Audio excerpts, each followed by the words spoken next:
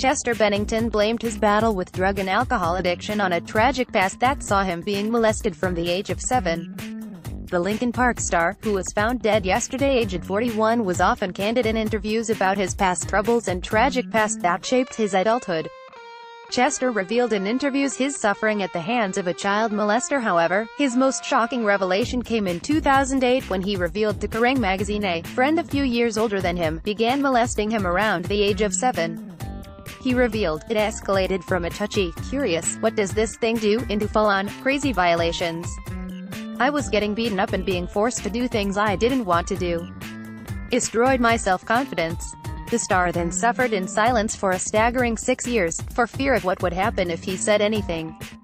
"I didn't want people to think I was gay or that I was lying," he confessed. "It was a horrible experience." Chester's silence was made worse as his parents divorced at the age of 11, and he was often left alone after being left in the custody of his father, who would often be forced to work long hours as a police detective. The tragic singer was pronounced dead today aged 41. He added, "It was an awful time. I hated everybody in my family. I felt abandoned by my mom. My dad was not very emotionally stable then, and there was no one I could turn to. At least that's how my young mind felt." The sexual assaults finally came to an end when the star turned 13, and Chester has never publicly revealed who it was that assaulted him. The star later blamed his horrifying 6-year ordeal for his substance abuse issues. However, the distress he suffered at the hands of the assailant left the star vulnerable, and he claimed he only got his confidence back when he started drinking alcohol and taking drugs. It was a problem that lasted way into his adulthood, with his Linkin Park bandmates eventually staging an intervention for him in 2006. He told Metal Hammer in 2016, "I was on 11 hits of acid a day. I dropped so much acid I'm surprised I can still speak. I'd smoke a bunch of crack, do a bit of meth and just sit there and freak out." Read Now Fallen Stars Celebrity Deaths 2017. From Linkin Park's Chester Bennington to Barry Norman, some of the stars who've died this year. The star channeled his troubles into his music and art. "Then I'd smoke opium to come down.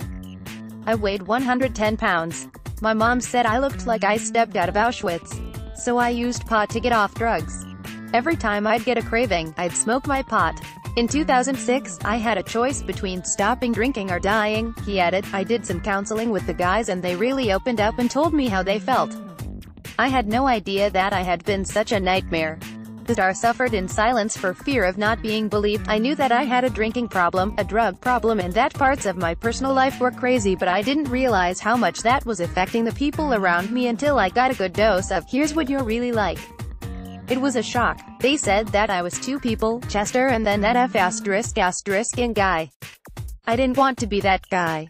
If you are affected by any of the issues raised in this article, please call the Samaritans on free 116,123 or 020-7734-2800.